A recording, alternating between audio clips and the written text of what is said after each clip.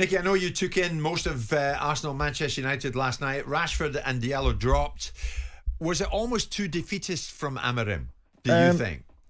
I think there's going to be a few players that are going to get dropped over the next few games because he's got to look at all his squad. He's got to look at the players that he wants to keep, the ones that he wants to get rid of. And without seeing him in a live game, training's okay watching him train, but you've got to see him on a football pitch and in front of the fans and the crowd. And I think there'll be a few shock teams being picked over the next few weeks. Yesterday, I did think they sat back, they just didn't want to get beat. And when you do that against a side like Arsenal, it's only a matter of time till they get on top. And I think we've seen that in the second half. They got on top of them, and it was all one way, really. I think that was Nicky's described it perfectly. I mean, Manchester United setting up not to get beaten. That seemed to be the case last night, Simon. Well, I mean, that's not the way he plays, is it? No. He plays in a different way. So there's a reason for that, because he recognises that potentially the team that he's inheriting is a long way off the team that he's playing. 2 shots on target all night. Well, you know, you got Newcastle playing Liverpool last night, being an absolute revelation. Yet the previous week against Palace, they had 1 shot on target during the entire game. It happens in games. But in this instance, I think it's probably just a case of what is the point of being open and wide and brave and expansive just because you can get yourself a hiding and then learn nothing from it. He's finding his way through it. Arsenal was always going to be a game. Most people at this stage in the evolution, Arteta's been working with Man United with Arsenal for 5.5 years. His project is a long way away from the project that Amorim is currently engaging with. So I don't take any particular stock or any particular issue with the way he wants to set up until he knows what he wants to do. 7-8 games in, he'll know who he can rely on, what he's got in front of him. He'll have seen most people, and then you'll start to see what he thinks needs to be done being either executed or those that can't execute it being executed. Yes, in a nice way. Danny Murphy was in here yesterday, Nicky, with Simon and myself. He said last night was a free hit for United. No, I don't think it's ever a free hit for Man United. I think when you go and put that shirt on with the crowd, you have to go and perform. And there's going to be a lot of pain. You know, there's going to be some pain coming. There'll continue to come because he has to go and look at the players. And he's got to play ones where everyone will be going, he's not done anything for the last 3 seasons. Why are you giving him a game? Because this new guy's got to go in. He's got to give the lads a chance. He's got to see what he's got. And then he can go to the board and say, I don't want that player. Pay his contracts up. Get that player from me. Get that player from me. And he can start building his own. And it's going to be 2 seasons. It's going to be 2 years. It's going to be 4 transfer windows so we get where we need to be and challenging the top of the table. 2 years. Well, if you think of it might be a year and a half because he's got a transfer window in January, then he's got the summer one, and then he's got another one in January, and then the summer one. So you're saying it's definitely a season and a half to go and get anywhere near a squad that's going to be competing. And that's facts. He's not going to get that much money to go and spend. So quite a few of these United players at the moment are in for a rude awakening. You'd imagine. And deserve to be? You'd imagine so, yeah, and deserve to be, yeah. And some of them have been there for 8-9 years and still not performing. And unfortunately, that's the state of the squad at the minute. I mean, funnily enough, Chelsea have shown us that they've come good after 2 years. Sure. You said they would. Yeah, maybe not as soon as this. I said, much to the amusement, I admit of, as I said the other day, such a luminaries as Tim Sherwood, that this team would be challenging for the Premier League within 3 years. And it was ridiculed. I think that if you get people that are very good at what they do, you get an opportunity to fast track the conventional wisdom and defy the orthodoxy.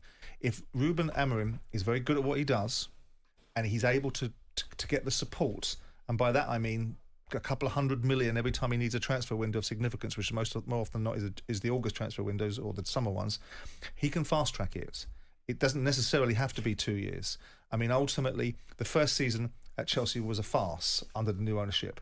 So we're really talking about them finding their feet in the last year and a half with the Pochettino appointments, getting rid of the what I think is a flaky appointment with Potter, getting in Pochettino, who I didn't think would win him anything, but was a capable operator, to bring in this new guy in that ultimately hasn't won anything, but is a disciple of certain thinking.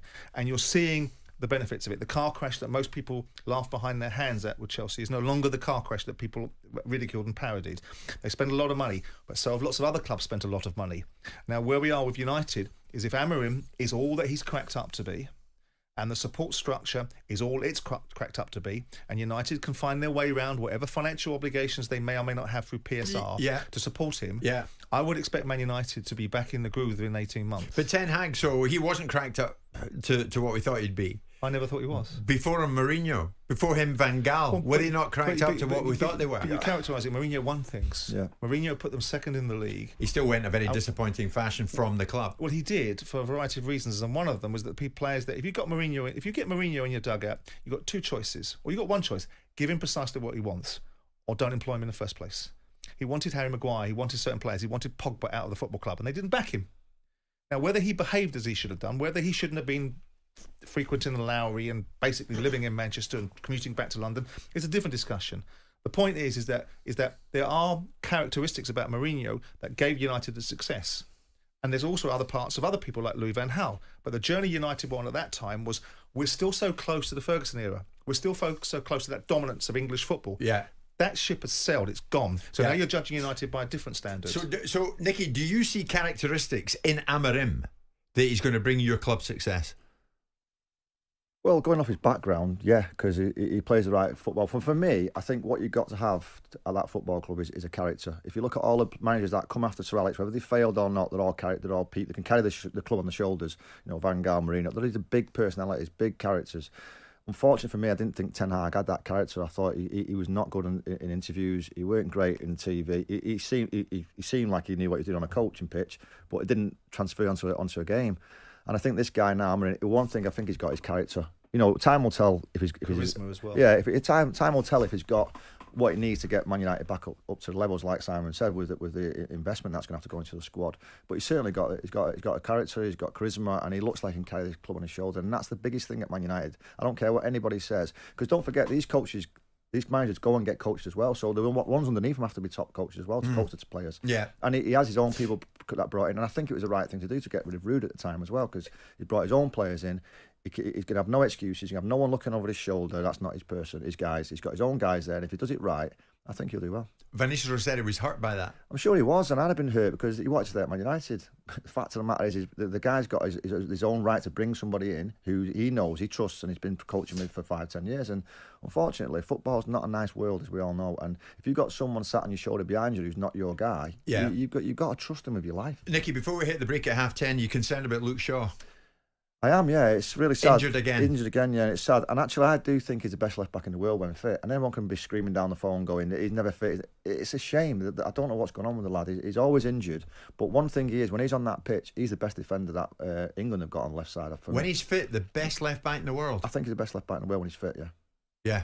But that is not fit enough. So then the question will be, why we're keeping him? What's going on? And until you get to the bottom of these injuries, you're never going to fulfill his potential. How long do you stay loyal to a seemingly perennially injured player, Simon?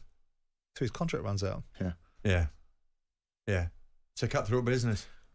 Well, it's the reality, isn't it? Yeah. I mean, ultimately, you're not a charity case. You don't give them. You don't give players new contracts. There's been exceptions in the Phil Jones situation, and there's probably more nuance to that than people realise. But you don't give players new contracts if they can't fulfil the basic premise of being fit enough. Yeah. It's not. I know there was controversy about the way Mourinho handled him, but I would suspect that probably one of the best times that Luke Shaw had was Mourinho putting his foot up his backside and concentrating his mind on a few things. Yeah. Jim White and Simon Jordan. Monday to Friday mornings from 10 on AM, on DAB, via the talkSPORT app and on your smart speaker. talkSPORT.